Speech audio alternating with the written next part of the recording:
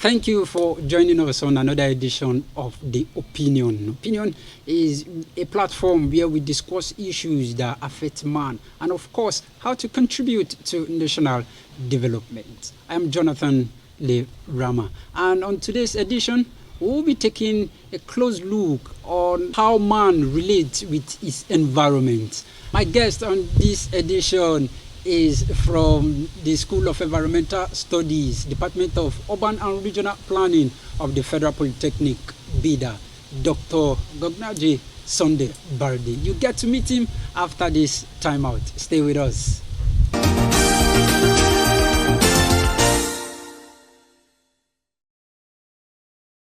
Welcome back from that break. In case you just joined us, this is The Opinion on Amare TV. And just before the break, I was saying that yes, we'll be discussing issues that has to do with man and his environment.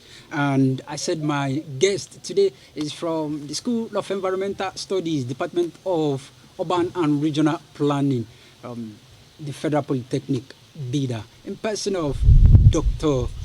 Gognaji Sunday Bardi. You're welcome to the program, sir. Thank you. Thank you for also having me. Thank you for joining us, sir. Thank you very much. Now, let's quickly start on today's topic. When we talk about environment and man, what does it actually imply? Thank you very much, my presenter. When we talk of environment, we are talking about, some look at it as some total of man's, physical environment. Some total of the forces and all things around man, they are considered as environment. Man himself is you and I, any human, particularly, those people who breathe in and breathe out. We also look at environment in several ways. Some look at them in different forms or categories. You have the atmosphere, which is considered as human environment above. We have the lithosphere, okay, the ground, the soil you see. We also have the hydrosphere, that is the water bodies, yes. Okay, and yes. both the groundwater and the surface water around, they form man's environment. Now, some say biosphere also, yes. Meaning that those things around man that have life, including trees, vegetations, other animals, they constitute a biosphere. So, but that is why we said the sum total of all of this is the human environment. Man also has a relationship with all of this, as we shall be seeing shortly.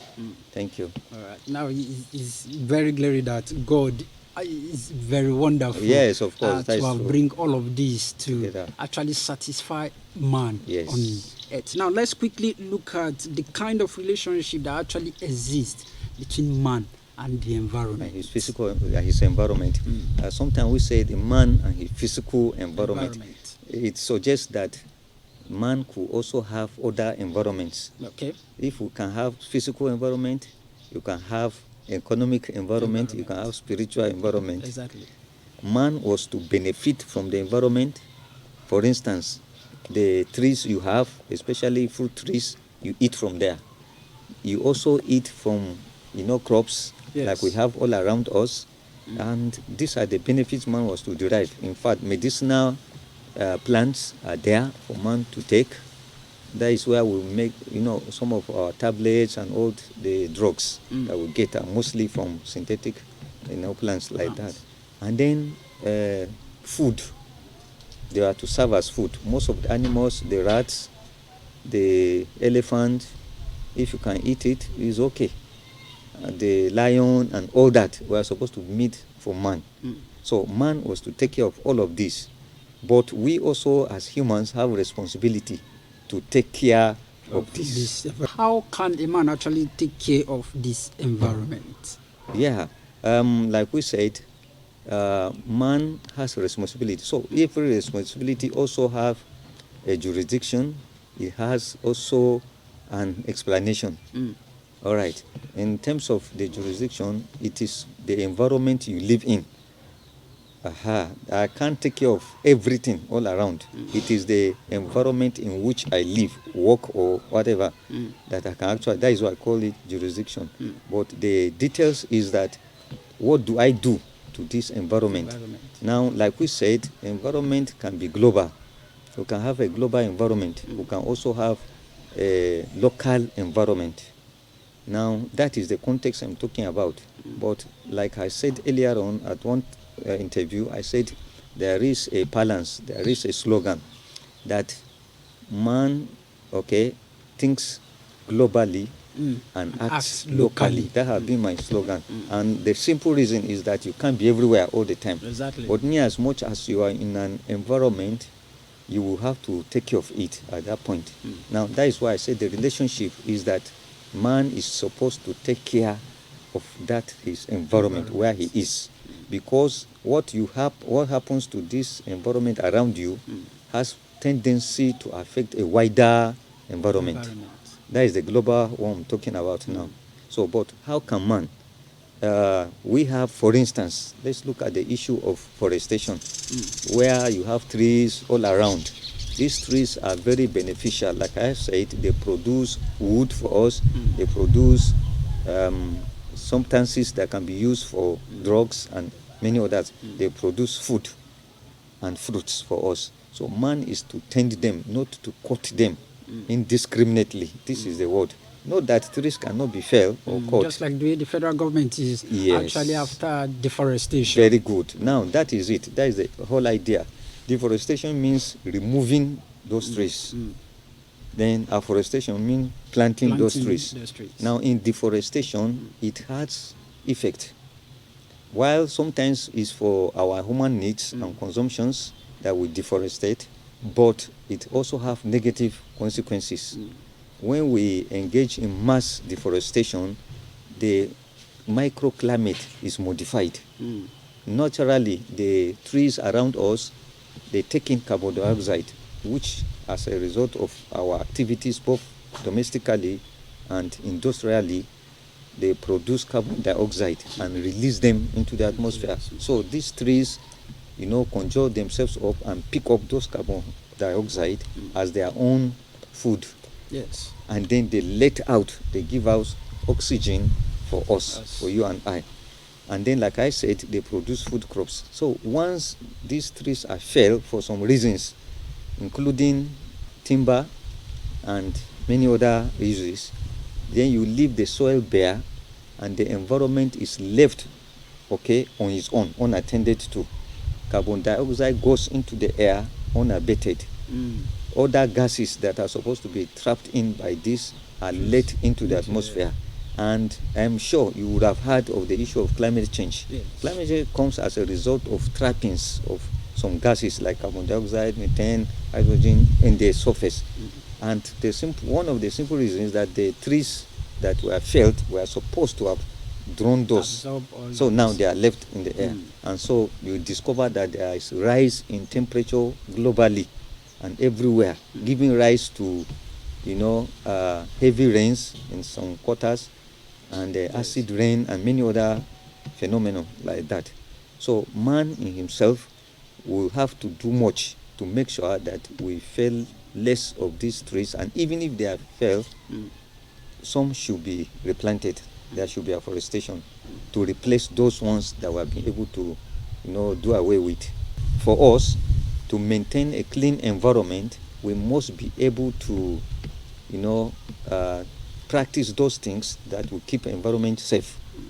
It is the only way we can also live safely, and I think this is a relationship. All right. Now, from all indications, it's certain that yes, for the man to live healthy, yes, he needs this environment. He needs this, of course. No. Now, let's quickly look at how a man will definitely ensure a friendly environment.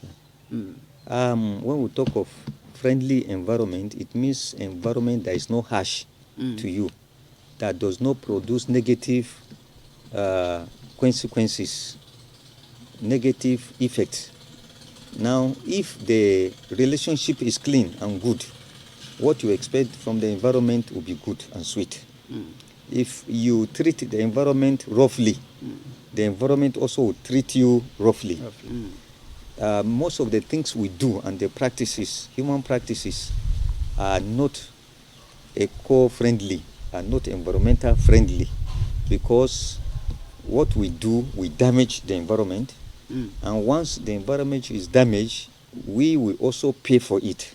We need to, avoid those practices that damage the environment. Then, when we need to also reduce the gases, especially carbon dioxide, released into the atmosphere, because this is one of the biggest problems we are facing now, the issue of climate change, and it is modifying the whole global climate. So it is very necessary for us to learn environmental friendly manners so that we can keep our environment friendly. Let me draw your attention quickly to, especially for some of us that will buy land without not creating adequate space Okay. within the environment. Yeah. Now, looking around your house, I noticed you actually balance it, because you could have a space like this to even give to the trees Okay. that will definitely produce some fruit. Yes. For mankind, and of course the shelter here, just like the way we are under the shade now, that's actually help. Now, what kind of protection is this environment actually having on even our buildings? Okay. Thank you very much. That is why I'm a planner. You look around, you see that this place looks like a forest. I understand the importance of these plants, and I accept that they have a role to play in our mental well-being. For our mental well-being, we need things like this, the green environment, and it helps, like I said. In planning, you don't use the whole percent. There is a percentage coverage for every land to be used. 60%. The 40% is left for green areas, for ventilation and other things. So this is very helpful. So anytime you start using the whole of this, there is one practice also that a lot of people do, and maybe they don't know. The issue of paving your surface, this ground, completely in a house. It has effect both for that house and of course the entire neighborhood, because there will be runoff of rain. When the rain falls, there will runoff of water. Exactly. But when you have places like this left untouched, it percolates. Exactly. Then water goes down and recharge the groundwater where you have your wells and boreholes sinking from. Like I said, think globally and act locally. Thank you very much, Doctor. All right, you're still watching The Opinion on Amare TV. We'll be taking a break now, and when we come back, we'll be discussing on how man can actually use its environment to contribute to national development.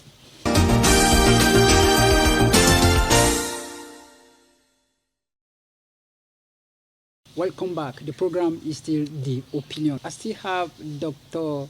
Gognaji Sunday Barde with me, and we have been discussing on how man can actually relate with his immediate environment. Now, and we've discussed a lot, but you've not actually missed so far, because the other part now that we are going to discuss about now is something that is also of benefit.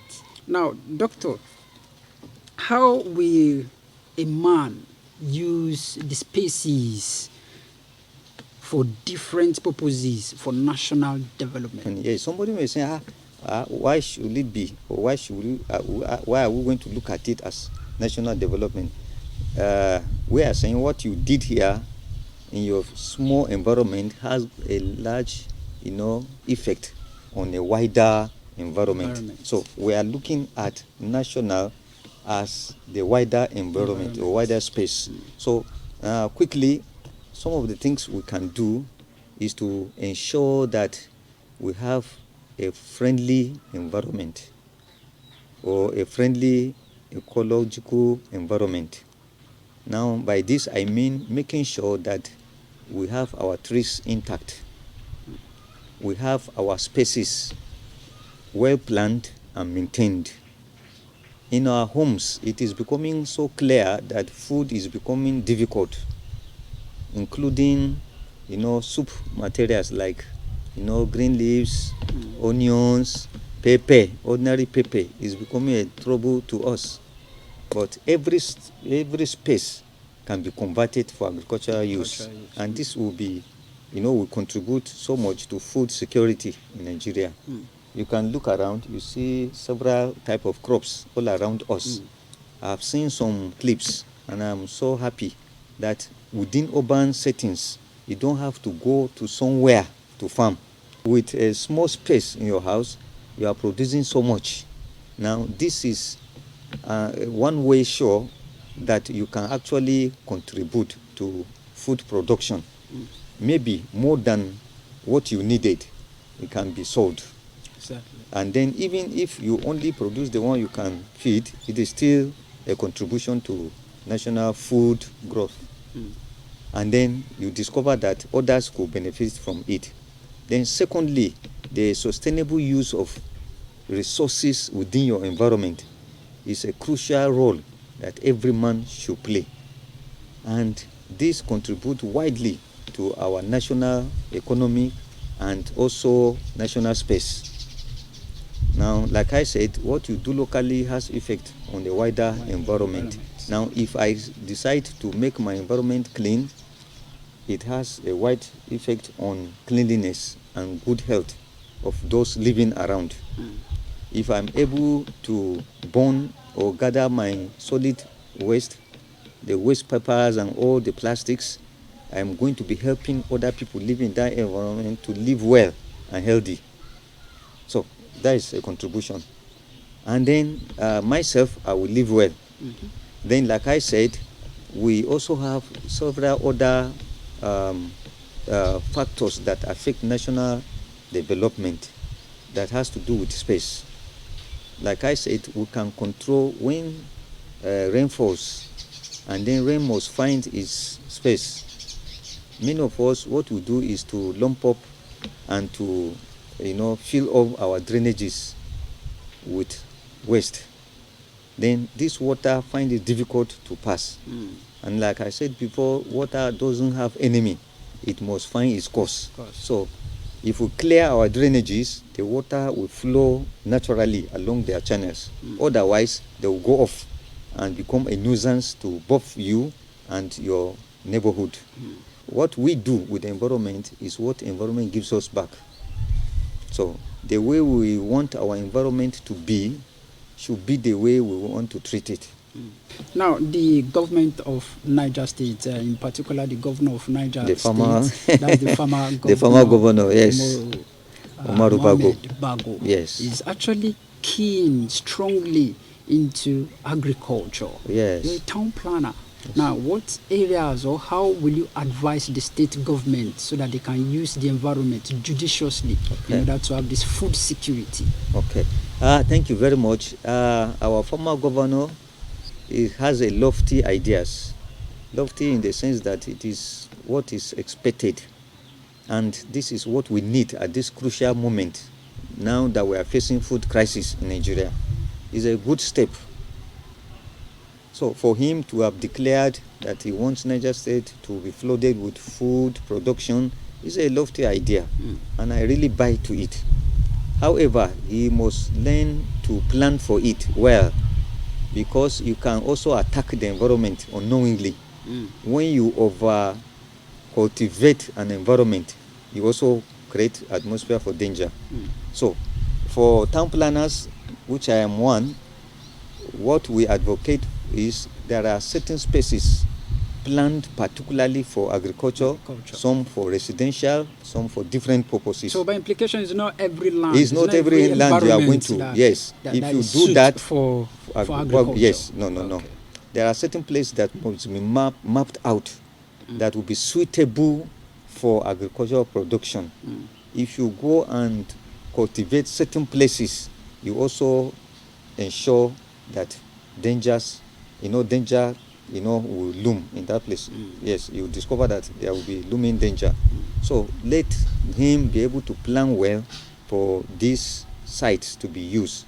I learned he's trying to acquire lands like that, which is okay, which is good.